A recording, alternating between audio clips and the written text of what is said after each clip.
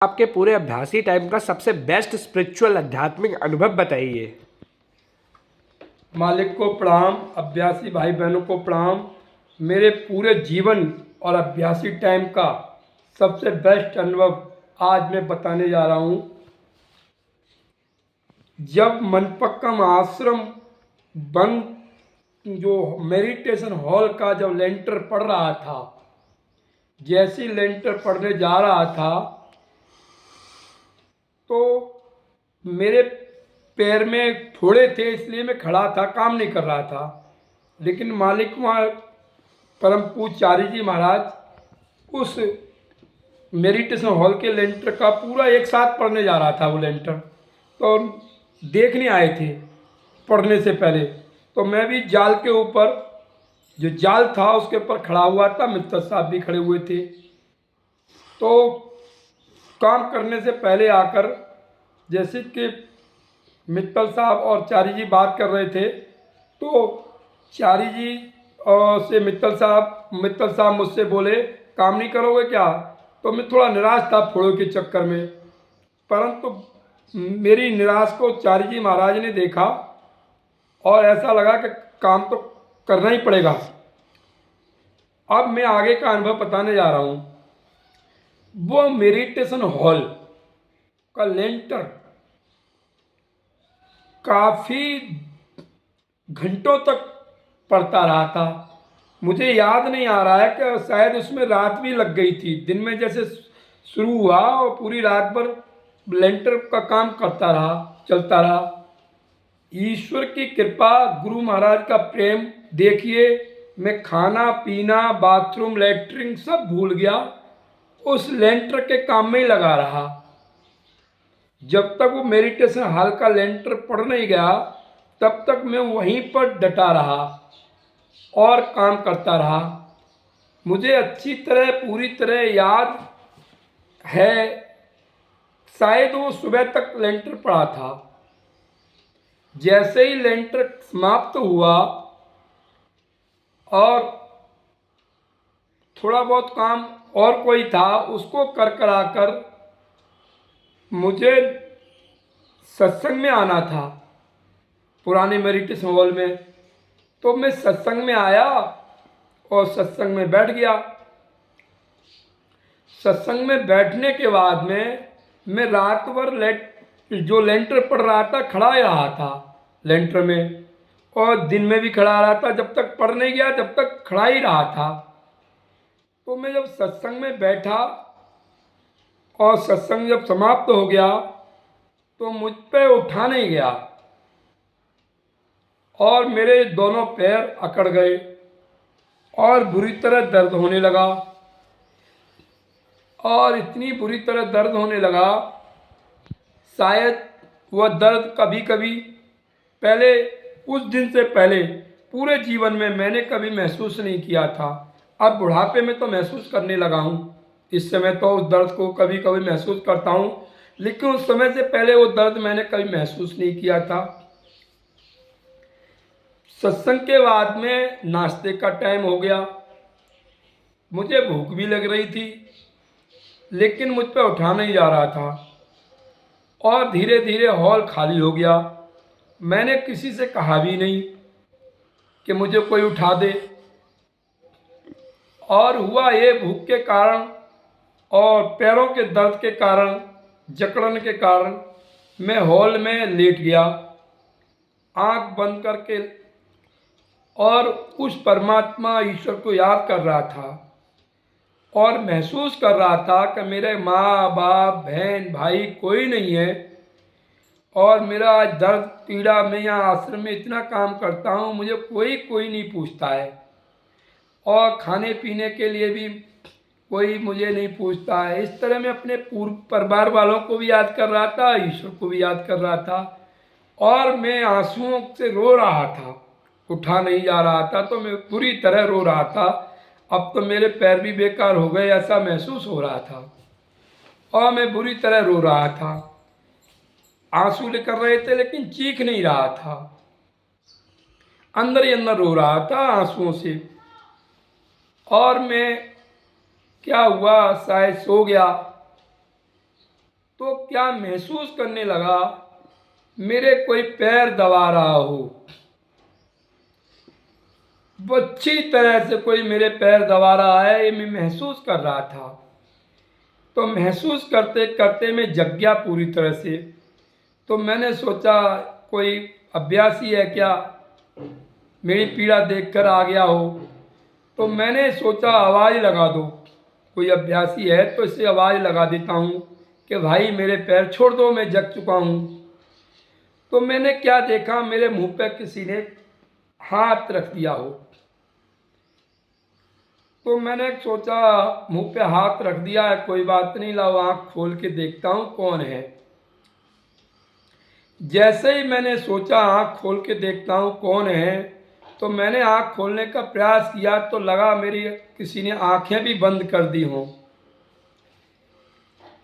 मेरे पैर भी दबाए जा रहे हैं और मेरा मुंह भी बंद, आँखें भी बंद। एकाएक मैं महसूस करने लगा, हे ईश्वर, हे मालिक। और एकाएक मुझे अपना मालिक याद आने लगे, गुरु महाराज याद आने लगे और मैं बोलने लगा अंदर ही अंदर, हे मालिक, हे गुरुदेव, मैं पूरी तरह जाग चुका हूँ और मैं अपनी शर्मिंदगी महसूस कर रहा हूँ। मुझे शर्म आ रही है और मुझे छोड़ दीजिए।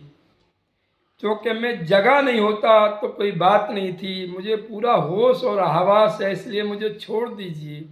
मैं अंदर ही अंदर ये हाथ जोड़कर ये प्रार्थना करने लगा, क्योंकि मेरे हाथ किसी ने नहीं पकड़े थे। तो हाथ जोड़कर प्रार्थना करने लगा। आंखें तो मेरी बंद कर रखी थी, मुंह में ही बंद कर रखा था और मैं अंदर ही अंदर ऐसे ही प्रार्थना करने लगा, हे मेरे मालिक, हे मेरे गुरुदेव, मुझे छोड़ दो, मुझे छोड़ दो।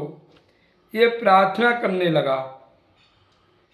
और जैसे ही मैंने थोड़ी बहुत देर प्रार्थना की, प्रार्थना करते करते और मैंने क्या देखा कि मुझे पूरी तरह एकदम सबने, मतलब मेरा मुंह भी बंद, पैर से हाथ उठा लिया गया है, आँखों से हाथ उठा लिया गया है, पैरों से भी हाथ उठा लिया गया है।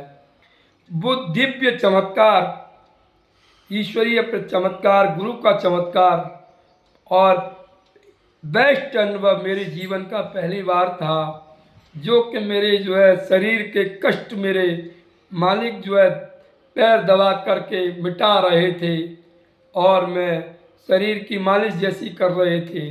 वैसे तो मैंने भी काफ़ी एक अभ्यासी की मालिश की है अपने जीवन में, परंतु जिस तरह की वो मालिश मेरे मालिक कर रहे थे, मैं उस आनंद को बता नहीं सकता हूँ। मैं उस आनंद को बता नहीं सकता हूँ, क्योंकि वो आनंद ऐसा था कि जैसे ही मेरे मालिक ने मुझे छोड़ा तो मुझे ऐसा लग रहा था कि मेरे अंदर अनाप शक्तियाँ आ गई हों, बहुत शक्तिशाली हो गया हूँ। और मैंने इसका अनुभव भी किया। मैंने नाश्ते की तरफ गया तो नाश्ता तो ख़त्म हो चुका था, क्योंकि काफ़ी टाइम हो गया था। तो मैंने सोचा लो साइट पर ही चलते हैं, क्योंकि जहाँ काम चल रहा था उस समय उसको सब साइट बोलते थे। तो मैं सोचा लाओ साइट पर चलते हैं, वहीं कुछ काम धाम देखेंगे। तो मित्तल साहब बैठे हुए थे, वहाँ पर दो इंचार्ज हुआ करते थे, ब्रह्मानंद जी और मित्तल साहब। तो ब्रह्मानंद जी उस समय थे नहीं, मित्तल साहब बैठे हुए थे एक डॉर्मेट्री में। ब्रह्मानंद जी भी थक गए थे, तो जो है वो भी अपने कमरे में थे। तो मित्तल साहब वहाँ बैठे हुए थे। मित्तल साहब ने मुझसे पूछा, सुबह तो तुम बड़े थके थके से लग रहे थे, अब तुम बड़े अच्छे लग रहे हो, क्या बात है। तो मैंने कहा कोई बात नहीं, कुछ काम बताओ। तो बोले कुछ काम क्या है, ये पत्थर हैं, बहुत बड़े बड़े पत्थर थे पटिया टाइप के, वो जो ऊपर लगे हैं मेडिटेशन की छत के ऊपर। बोले ये पत्थरों को उठवाना है, 10-15 अभ्यासी बुला लाओ, सब मिल के उठाते रहना। मैंने वहाँ पहुँचाने, मतलब ऊपर पहुँचने, तो मैंने कहा मैं अकेले ही कर लेता हूँ। मैंने वो पत्थर उठाया ऐसे और ऐसे फेंका जैसे फुटबॉल, और मैं दो पत्थरों को रेत पर फेंकना शुरू कर दिया। रेत पर टूटेंगे भी नहीं और वहाँ से वहाँ चले जाएंगे। ये पत्थरों को फेंकते हुए मित्तल साहब जो देख रहे थे वो मेरे पास आए। खास मित्तल साहब संसार में नहीं है, और आकर मुझसे पूछने लगे कि सुबह जब के टाइम पे तुम बड़ा बेहाल थे और अब तुम में क्या हो गया। तो मित्तल साहब के पूछने पर मैंने वो सारा अनुभव जो बताया है, पैर दबाने वाला, ये सब पूरा बता डाला। जैसे ही उन्होंने बताया, बोले बहुत बढ़िया, डायरी में लिखना। उन्होंने इसके लिए कहा ऐसा, और मैंने उन्हें जैसे ही बताया, फिर मैंने पत्थर उठाया तो मैं पत्थर को हिला नहीं पाया।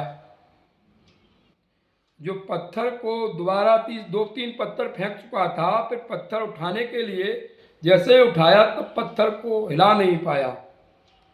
ये अनुभव मेरी ज़िंदगी का सबसे बेस्ट था, क्योंकि शायद नहीं बताता तो हो सकता है वो अपार शक्ति मेरे शरीर में आज भी होती। जो ईश्वर ने मुझे प्रदान की थी वो अपार शक्ति आज भी होती, और मैं डायरी में लिख दिया होता तो शायद मेरे शरीर में अपार शक्ति होती। ये जो मेरा शरीर जो खंडर हो गया है, ऐसा नहीं हुआ होता। और मुझे आज उनको बता दिया, और ईश्वर की मर्जी थी, ईश्वर की मर्जी से ही बताया था। और आज मैं अब ये अनुभव जो है मेरी ज़िंदगी का सबसे बेस्ट अनुभव था। मुझे नहीं पता मेरे पैर किसने दबाए थे, गुरु महाराज ने दबाए थे कि साथ साथ उस ईश्वर ने दबाए थे कि किसी अभ्यासी ने दबाए थे। मुझे ये भी नहीं पता किसी अभ्यासी ने दबाए थे, क्योंकि अभ्यासी ने दबाए होते तो ये दिव्य शक्ति तो मेरे अंदर उतरती नहीं, ये तो मुझे भी पता है। लेकिन ये गुरु का चमत्कार और ईश्वरीय चमत्कार हो सकता है। इसलिए मेरे भाइयों बहनों, मैं चाहता हूँ कि मेरे इस अनुभव में उस ईश्वरीय को खोजिए और अपने दिल में उतारिए और गुरु महाराज की यादों में रहिए। जीवन तो है, आज खंडर है, कल उज्जवल होगा। कभी उज्जवल था तो आज खंडर है। मेरा जो शरीर है वास्तविकता खंडर है। बुद्ध जमाने का अनुभव जो बताया है, उस जमाने में 20-22 साल पहले में मेरा शरीर अब खंडर है उस अनुभव को के सामने। और मैं इस अनुभव को डायरी में नहीं लिखा था, क्योंकि उस समय मैं डायरी लिखने के पास में, जब मैं चेन्नई आश्रम में रहता था तो मेरे पास टाइम ही नहीं था। क्योंकि जब आश्रम बन रहा था तो मैं आश्रम में काम में इतना बिजी रहता था, काम में ही मैं कभी कभी खाना भी साइड पर ही खाया करता था, और कभी कभी नींद भी सोनी होती थी तो रेता पे ही लेट जाया करता था। तो ये मेरे भाइयों बहनों, मैं फिर से दोहरा रहा हूँ, जो पैर दबाने वाली घटना ईश्वर की थी कि गुरु की थी कि अभ्यासी की थी, ये तो ईश्वर ही जाने या गुरु जाने। और ये आप खोजिए, ये बताइए कौन था। नमस्कार।